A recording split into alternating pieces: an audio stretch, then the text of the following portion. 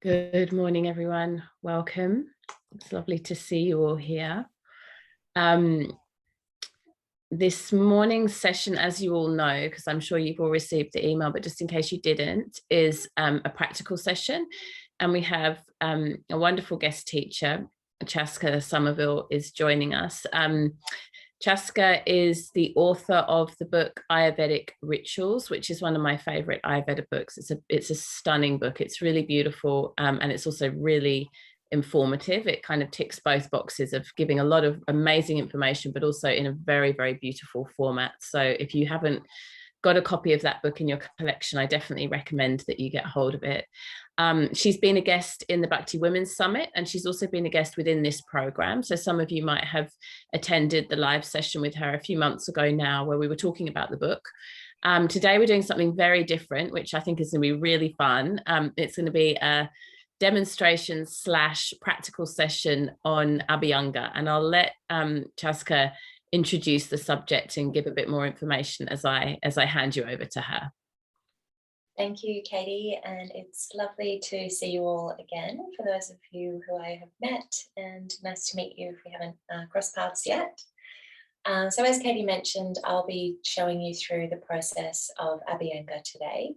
Abheyanga is at the core of the Ayurvedic daily rituals, and it is the process of self-massage, so a warm self-oil massage. Abheyanga just means massage, so it can be a practice that you receive as a treatment in Ayurvedic Panchakarma, but this is the practice of doing it for yourself. It is one of the foundational points of Dinacharya, which is translated as the daily rituals. As I'm sure a lot of you are aware, there's some beautiful practices in the morning that Ayurveda provides for us to really set ourselves up for the day. So just to give you a little snapshot as to what they are, first of all, waking up as close to sunrise as possible. First thing in the morning, tongue scraping. Secondly, brushing your teeth, doing a little oil pulling, and then into your meditation practice, and then followed by Abheyanga. So this is sort of where it sits in the realm of the daily practice. And after you have the oil on your body, is a really nice time to do some yoga or some stretching. So allowing the oil about half an hour to sink into your body. Of course, this is all really optional. It's about how much time you've got and how much time you want to dedicate to these practices and what feels for you. You can also do Abheyanga anytime throughout the day and at night. So as Ayurveda always says, it's better to do it for a short amount of time, anytime during the day, than not to do it at all. But if you can find that time in the morning, it's a really beautiful ritual to set yourself up for the day. So if you do have a copy of my book, Ayurvedic Rituals, the step-by-step instructions are on page 56. But today, I would love to invite you all to join me in this practice. It's a nice way to kind of get a feel for it and to have a little bit more sort of training and tips, physical, practical tips that you can do for yourself. But what I love about Abheyanga, and for me, my own practice has grown and evolved so much over the years, and there really is no right or wrong way. There's definitely things that are more suitable. Working the strokes towards the heart really improves the lymphatic drainage. Working with long strokes on the bones, and then sort of circular strokes around the joints is really preferable. But it's all about connecting with your own body and finding your own groove and finding your own rhythm and finding what works for you and what feels good for you. So this is a really beautiful practice in getting to know our body, in developing a really beautiful, intimate and sensual connection to our own body. So in doing this over the years, I've really been able to recognize any sort of injuries or pain I have, any inflammation, noticing any bumps or any moles that might be a little bit irritated, and then paying attention to that and developing that language with your physical body, things that could have gone unnoticed for many years. So it's a really beautiful practice to just drop in and connect with yourself. And I'm going to go through a few of the benefits. I'm actually going to read them just out of the book because I don't want to miss anything. But first of all, as I'm sure a lot of you know, the lymphatic system in the body, it doesn't have its own pump. So doing Abheyanga and movement as well, yoga and exercise, is the only way to really stimulate that system. And what the lymphatic system is doing is actually detoxifying the entire body. So when we're moving through our body, and this is the key of massage, is supporting that lymphatic system, which is supporting drainage, which is supporting the removal of any ama, which is toxins that build up in the body. So preventing any lumps or bumps or growths or anything like that. And, ama really targets those weakened areas, those compromised areas. So if you've had a previous knee injury or you're holding a lot of emotion in your hips, ama will be drawn to those areas. So when we do Abheyanga, it really helps us to release that. So it doesn't manifest into different diseases or growth. So it's really important to support that lymphatic system. So this is a beautiful way of doing that. It's also incredible for the elasticity and collagen production of the skin. So it keeps the skin youthful and strong. It helps with removing any sort of stores of like cellulite or any buildup of that ama.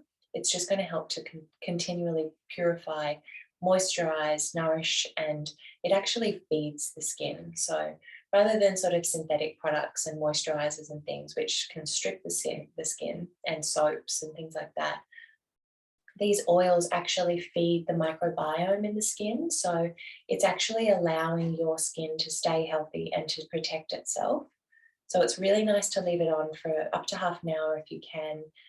And then when you cleanse afterwards, you're not using any soap, if you can manage just to use some warm water or maybe a gentle mild soap if you've got to chuck your clothes straight on afterwards, but allowing it to sit there.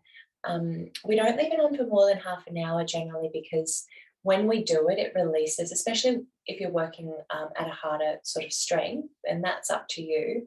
But if you are and you begin to perspire, which is part of the detoxification process of this, some of the toxins are released onto our skin. So we don't want to reabsorb them. So it is preferable to have a shower afterwards. In terms of the other benefits, it's incredible for, as I was saying with the lymphatic drainage, it's incredible for breast health. So this is a really great way for you to connect with your own breasts and just keep an eye on things, keep that lymphatic drainage happening. So that's going to be a really great preventative for any breast cancer, and also for you to have an opportunity just to notice if there's any sort of lumps or bumps or anything.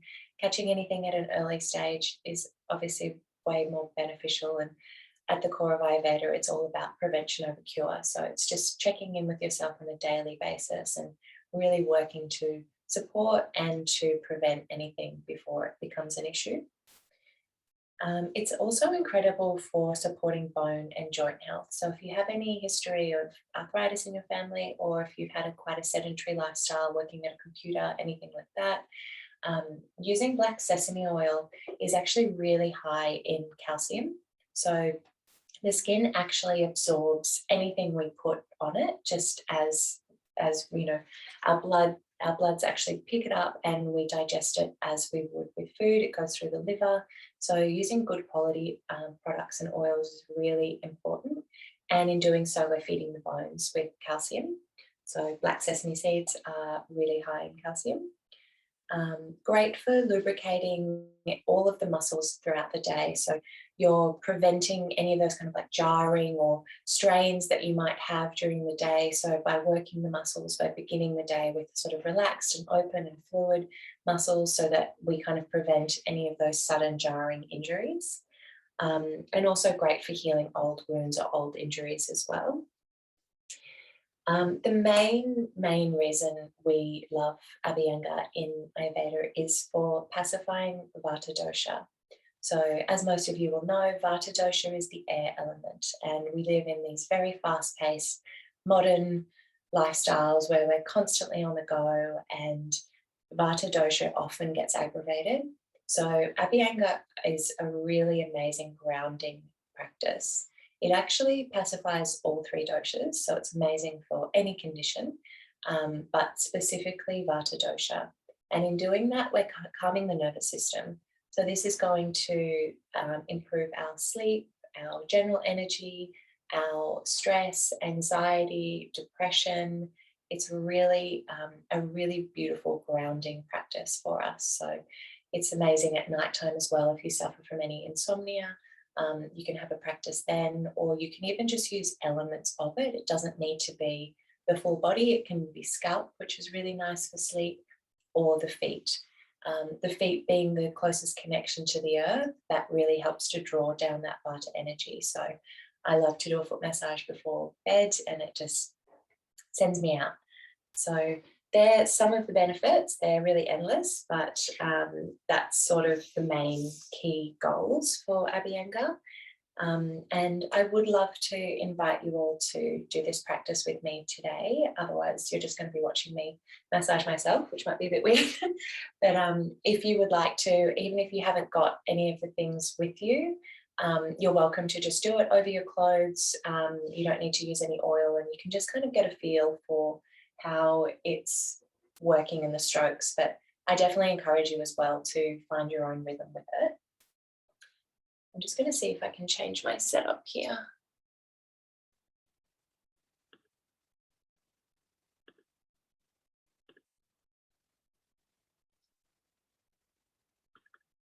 Okay, cool. So what you'll need for your practice is, I've got a warm pot of hot water, sitting here. So that's just a mug. And I've got a small jar, of, I make a little blend. This is black sesame oil, just with some essential oils. So also in the book, there's a list of all of the sort of essential oils and herbs that work for each dosha, depending on what your constitution is or what you're working to balance. So that's my little oil setup. I like to use a small dish. So this is just like a sort of soy sauce dish, if you like. It's good to drop the oil into this so that you're just taking it from the jar rather than pouring it.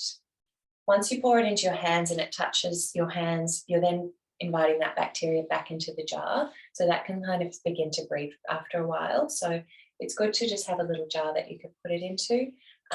This bottle also, I just got an eyedropper bottle from a health food store. So you can just use it out of the eyedropper bottle. If you like, you can pop it in the water and just use it in there like that. So that's a little bit easier. And then I've got a towel. So this is my trusty Abheyanga towel. It's just an old beach towel, probably from the 90s. That's going to get a little bit ruined over time. And I've just got a little cushion under here. So that's just a little prop to give me a little bit more height. You're totally welcome to do this on a chair or any way that feels comfortable for you to give you access to more of your body.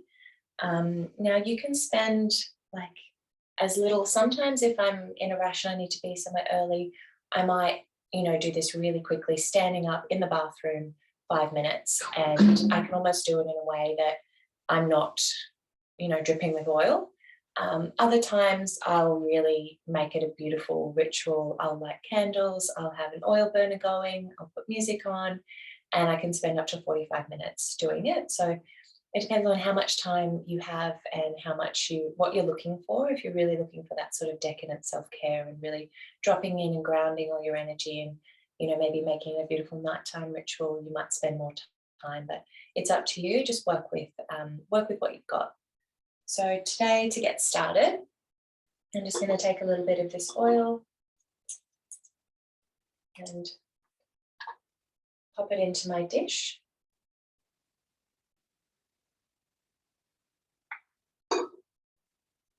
If you do have any questions along the way, feel free to shout out. I won't be looking at the question box until the end, just because I'm going to get very oily in a minute. So just shout out. I'm happy to answer any questions as we go.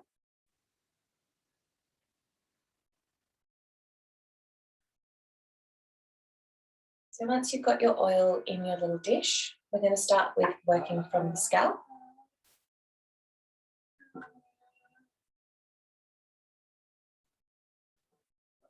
So just take a little oil, Place it on the pads of the fingertips and work from the hairline in sort of flicking motions up to the crown of the head. So this isn't about soaking the entire hair in oil. This is really about stimulating the scalp.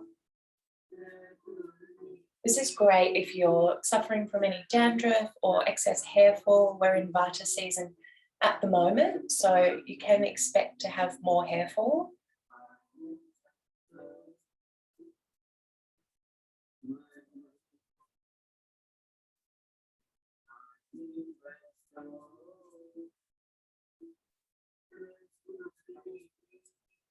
You can take sections of the hair and just give them a light pull.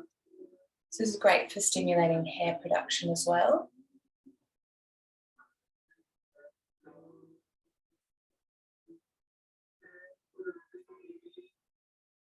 And now we're going to work with the face.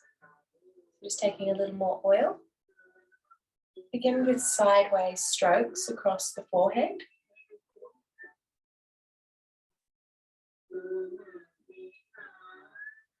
Now if you take your thumb and cup it around, so you're creating a sort of pinching motion. It's going to start under the eyebrow. So you want your thumbs just directly under your eyebrow.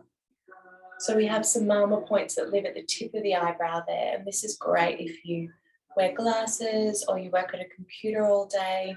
We hold a lot of tension in this spot. This is a really nice way to just switch off after a long day. And we're drawing that fluid out to the edge of the scalp.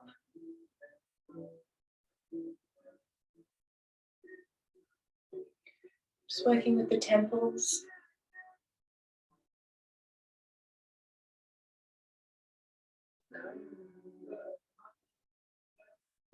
Now from the nose, back out to the hairline, just to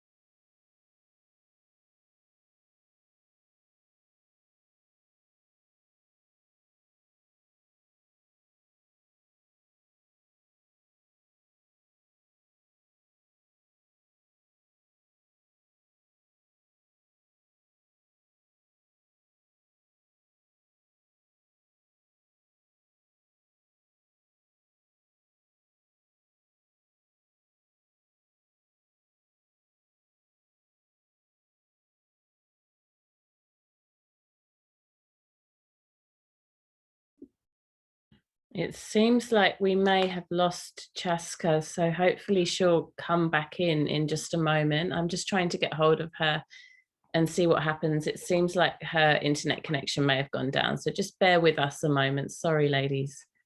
Back. Right. I just had to switch onto my iPhone. I have no idea why that happened. Just the house Wi-Fi has just completely cut out. Technology. Okay. All right. You're back. All good. Thank you, Chasca. Thank you. Sorry about that. So we were just working with the sinuses and then cupping our hands again, working underneath the chin, tucking that in, and then just gliding along the jaw. Just working up towards the ear.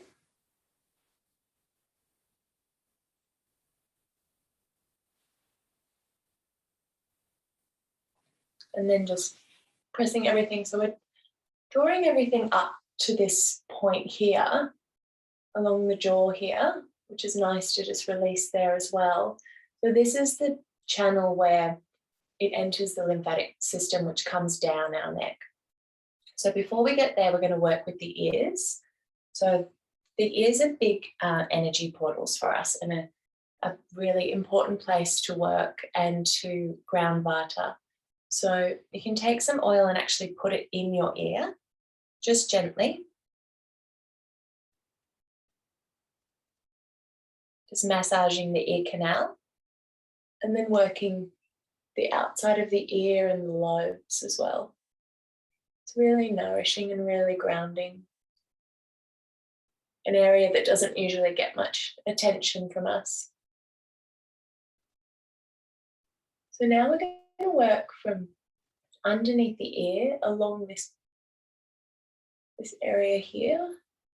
So again, you can use that sort of pinching L shape and just draw that energy all the way down to the neck.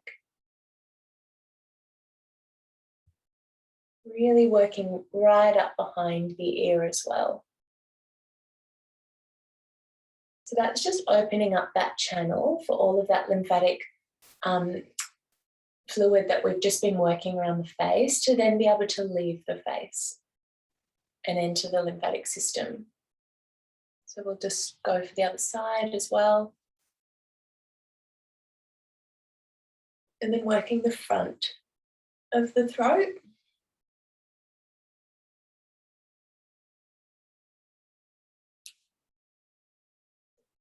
So now that we've invited that lymphatic fluid down, I'm going to begin to work with our collarbones. So we get a lot of stagnation in this area. So just taking some oil, working the shoulder, working those trap muscles where we hold a lot of tension also.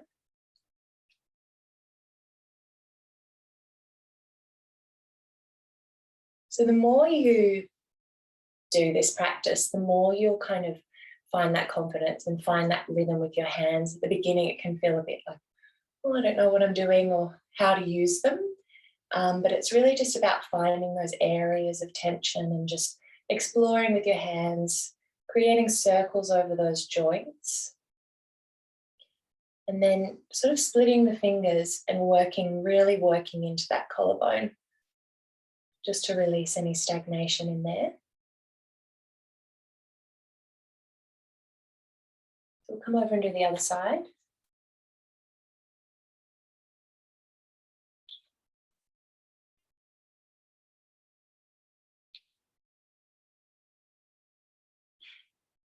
Nice, just gliding that outside of the thumb up along the trap there. And then working with circles over that muscle and big circles around the shoulders.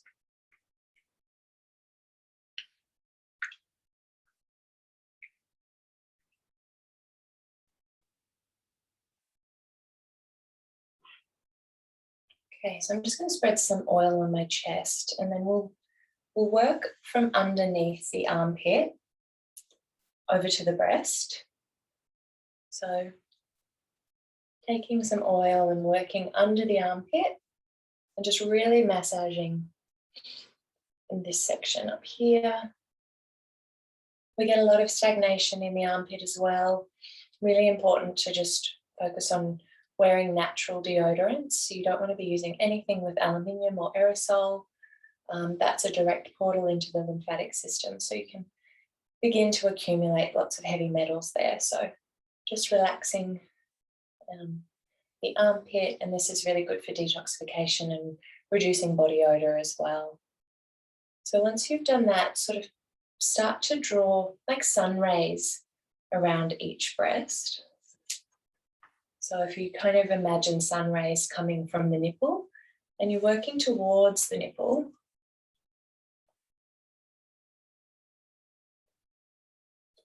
and then begin to work in the opposite direction. So from the nipple out,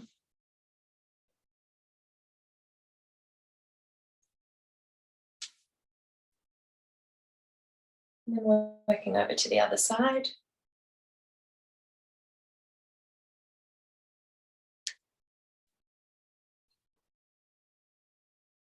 So working that armpit all the way back down towards the nipple, beginning with the sun rays.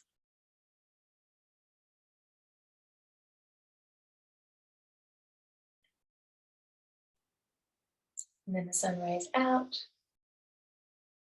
This is a nice time if you're going through any grief or heartache or sadness to really just connect with your heart as well. You can place your hands over your heart and just take a few moments there, give yourself some love. And allow any feelings to come up.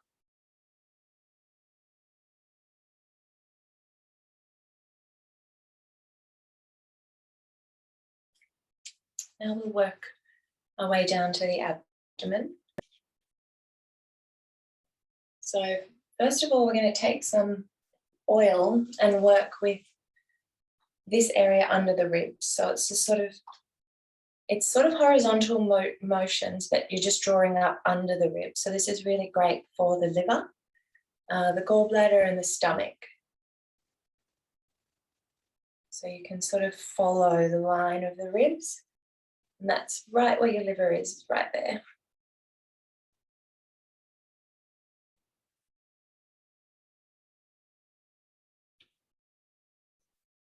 Coming down to the stomach.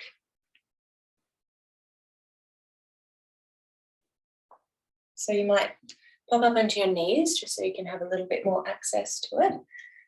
We want to always go in with the flow of the organ. So starting with the colon on the right side. So just following it around in circles. So this is just supporting our digestive tract. And you can start with large circles and you can become smaller, working towards the belly button and then becoming larger again.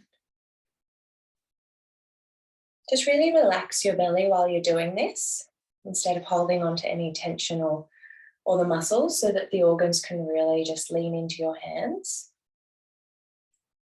If you're having any digestive issues, this is an incredible way to break up any stagnation and to help release any toxins from the bowel. Helps with elimination. And you can sort of take your thumbs and do like a pushing. So just really relax the belly and just push with your thumbs down towards the bottom of the colon. So Abheyanga is something that we should avoid when we're menstruating. Our body isn't as equipped to digest the oils, and also we want to eliminate any sort of pressure. So our period is really a time of complete relaxation and freedom from any obligations. So it's a time just to lay back and relax and have a little holiday from life, I like to call it. That helps us to look forward to it rather than to sort of dread it or work with any negativity around that time of the month for us. So when you finish there, you just want to always end in that downward position. So you've kind of broken everything up and then just ending on the left in a downward motion. So now we can work a little bit with our back and our lower lumbar sacrum. So taking some oil, just working down the spine.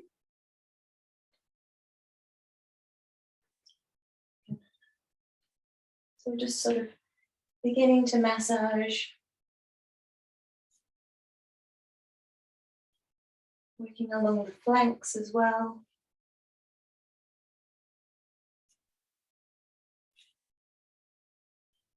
And down to the lower sacrum.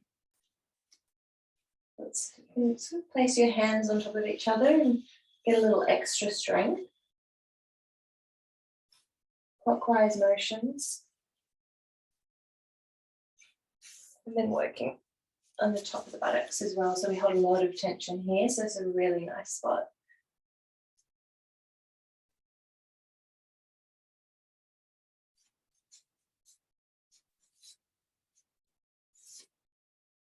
Okay.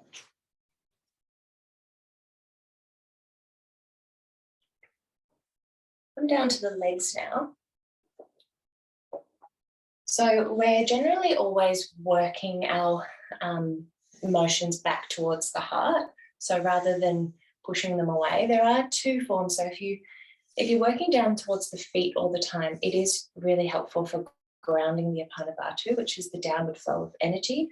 So that's quite good if you're really struggling, if you're having any anxiety or feeling really sort of flighty. That can be a good way for grounding, but generally in terms of detoxification and lymphatic drainage, working towards the heart is the best option. So depending on what your preference is, I like to start with the feet. So taking some oil and just find, whatever's a good access point for you. That could be sitting down with having a foot in front of you, or if you can, bring it up so you can have a little bit more access, or if you're in a chair, whatever feels good for you. So working with the base of the foot. So this is our connection to the earth. This is our most grounding center. We want to work with long strokes on the base of the foot. You can make some figure 8 patterns. Just trying to show you. So sort of circling around, creating the shape of an 8 on the foot. I really like to use my whole palm. I find this really helps me to connect with myself. It's a really beautiful sensation. And then just using the thumb, you can just draw some lines up and down the entire foot. We have a lot of mama points, a lot of energy points in the foot. So working with this area here and here and here. So you can almost just squeeze and hold those areas. You can find them, if you don't, it doesn't need to be exact, but you can find where you're holding tension. Working the toes as well. So we do circles over the toes, over each toe, and then flipping over to the other side of the foot. So again, we're going to be doing long strokes up here, up to the webbing of the feet, throughout each of the bones. So long strokes up and down. It's nice to squeeze the foot. So you can be quite strong with the feet. They obviously carry all our weight all day, so they're strong and durable. You can work with some circles around the heel. And then again, circles over any of the joints, so the toes, and you might like to just drag them. It's called milking. Milk the toes. And then we're going to come to the ankle. So again, any joints, we want to do circular motions. So you can see the ankle here, and the other side of the ankle, and the back. This is a really, really beautiful spot for releasing and supporting our feet, which do carry us around all day. So I find I have a lot of tension in this area, and I love to work here. And then we're going to come around to the calf and the shin. Just taking some oil, just long strokes on any of those longer joints and bones. So working, and sort of create a little cup and go over your shin. So you don't want to be pushing directly on the shin. You want to be finding each point where it really joins onto the muscles. So just, if you have any shin splints or anything like that, any old injuries, this is a really nice practice for releasing those. And then working with the calf as well. So you can just squeeze your hand, squeeze that calf muscle, take it in turns with each hand. So always drawing back towards the heart here.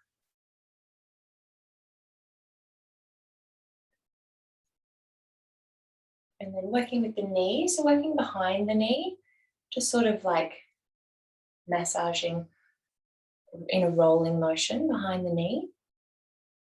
This is amazing for preventing knee injuries or knee replacements later in life. Our knees always operate in this motion.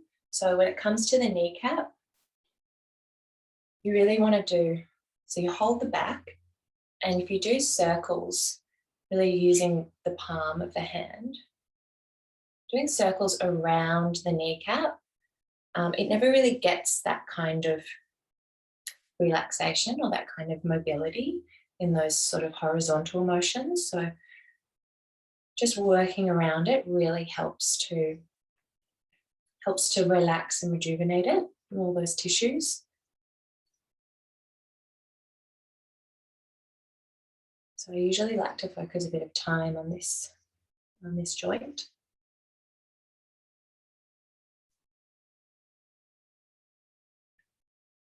Okay, now working up the thigh. Just taking a little more oil, you can just spread that over the thigh before you get started so it's nice and lubricated. Now we've got one of our biggest tendons and ligaments is right in this top third section. So I just begin with really working on that area.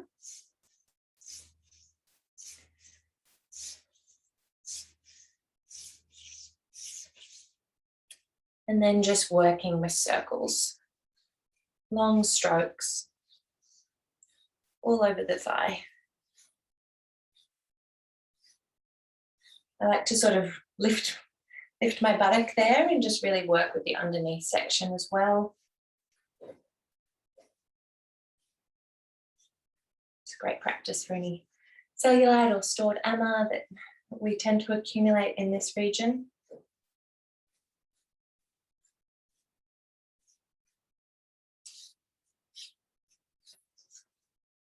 But always ending with those strokes back up towards the heart.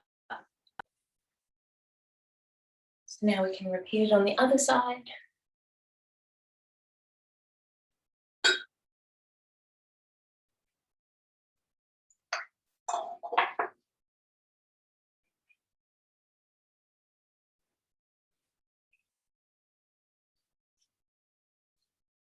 So working with the sole of the foot. For me, this area definitely feels the best. As soon as my whole palm touches the sole of my foot, I really begin to sink and drop in. It almost feels like someone else is giving you a massage, I think, on the soles of the feet. Maybe that's just me. I've definitely had times where I've, been in a really nice meditation and come out of it and done Abheyanga, and it feels as lovely as someone else giving me a massage. Really, when we can release ourselves from being too in our head, it can feel as rejuvenating as just being totally pampered by someone else. So just working those circles and that figure eight.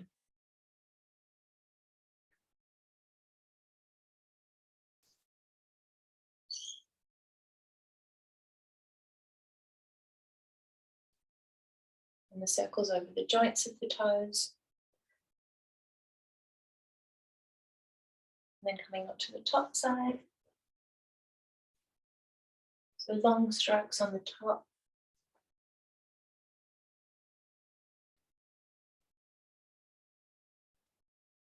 And circles over the joints of the toes and the nails as well. You can end with that milking of the toes.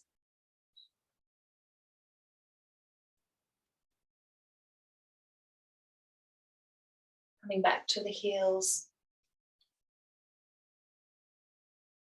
and the ankles.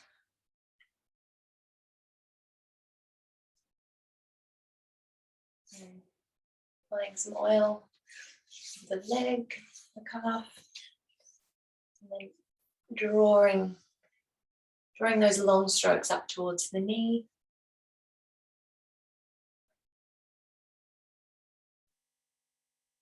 And along the shin bone again.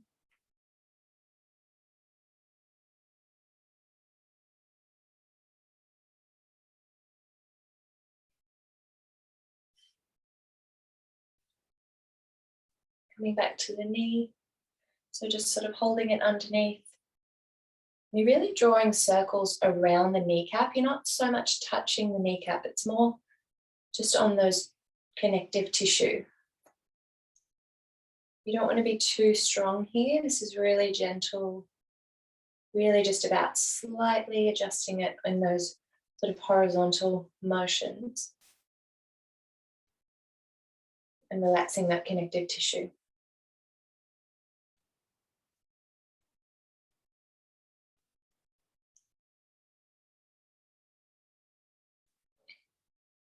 Coming down to the thigh.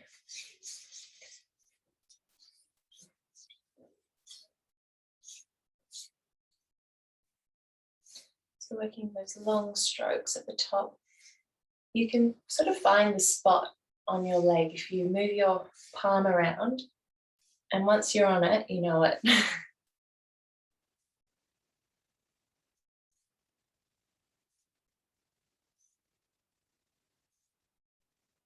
And then working with some circular motions. So I like to have my strongest practice probably on the feet and on the thighs. They're two of the strongest parts of the body, and they do carry our weight throughout the day. So working, lifting up and sort of working that underneath side as well.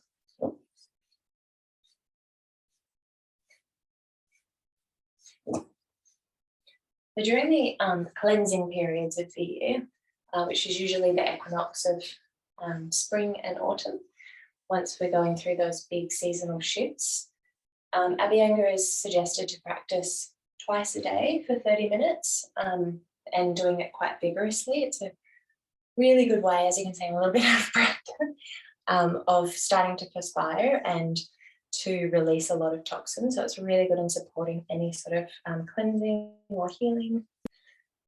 So once you've finished with the legs, you can sort of come up and sort of work more with your buttocks and lower back if you like.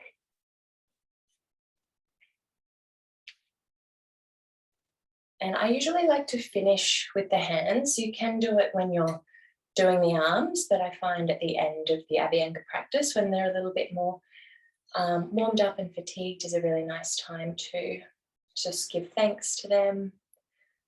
So working again, similar to the feet, working in circular motions over the palms.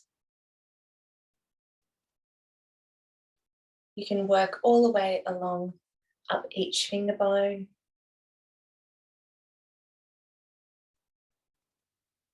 I pay particular attention to the thumb as well. I hold a lot of tension in this area, and then working circular motions up each fingertip.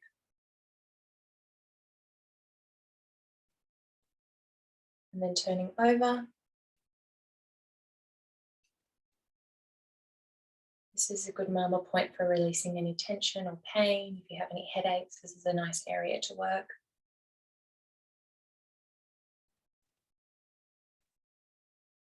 And then just up each finger with those circular motions. This is really great for your nails as well. Give you nice, strong, healthy nails. The circular motions, top of the hand, and then just pulling each finger, changing to the other side. So when you're practicing Abheyanga, it's really important to be away from any drafts or any cool breezes. They really aggravate vata. So I like to do it in my bedroom, where I might have the heater on during winter just to get the room nice and warm and toasty. So yeah, you do want to avoid the cold with this practice, especially in winter.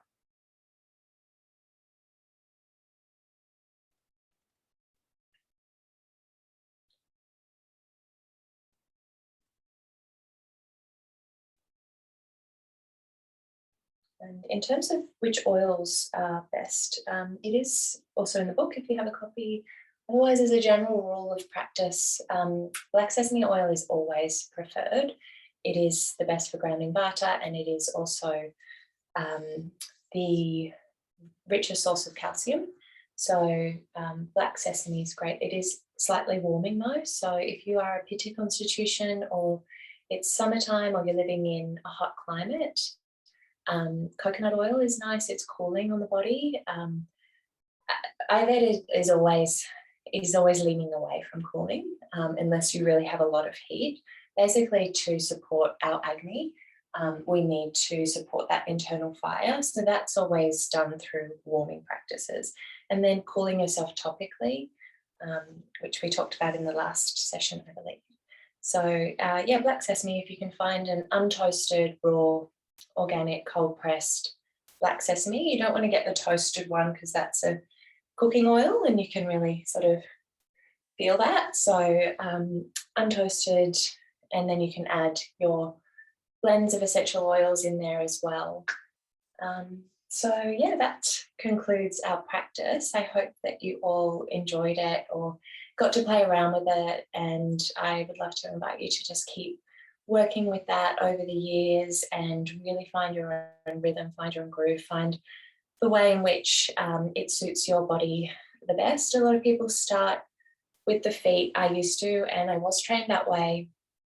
I just found working with the feet and then coming up and touching the face and the hair didn't really make sense for me. So I prefer to work with that area first, especially the face, because it is the most sensitive, and we do have a different microbiome on our skin versus our body and our armpits. So the most gentle and sensitive area is the face. So I like to work with that area first.